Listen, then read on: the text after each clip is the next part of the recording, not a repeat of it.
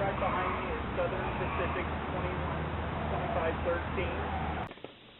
Southern Pacific 2513 was built by Pullman in 1910. Despite the widespread use of steel passenger cars after the turn of the century, the basic shape of the car varied little from the standard wooden designs in the 1800s, which always featured the clerestory roof. The clerestory is the broad hump along the center of the roof, perforated the transom windows, which helped ventilate the car's interior.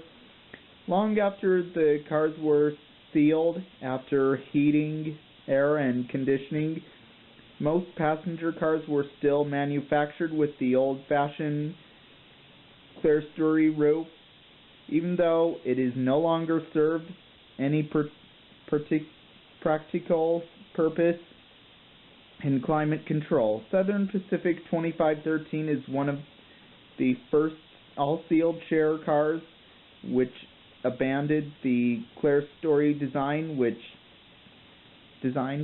cars with this effective barrel valve shape were called Harriman cars, named after the railroad mogul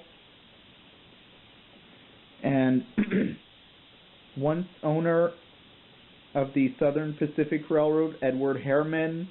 The spacious, rounded ceiling was a refreshing expectation to clerestory design. The interior of the steel cars, however, did differ from their wooden predecessors in one way.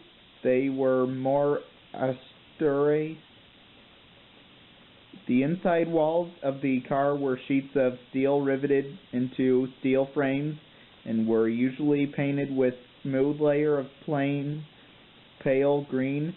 The luxury of furnished wood walls and fine appointments that went with them were omitted almost all as through, though, to make passengers suffer for presumed safety of steel car offered. A chair car such as this one was simply a car furnished with 30 or 40 benches for day-long trips.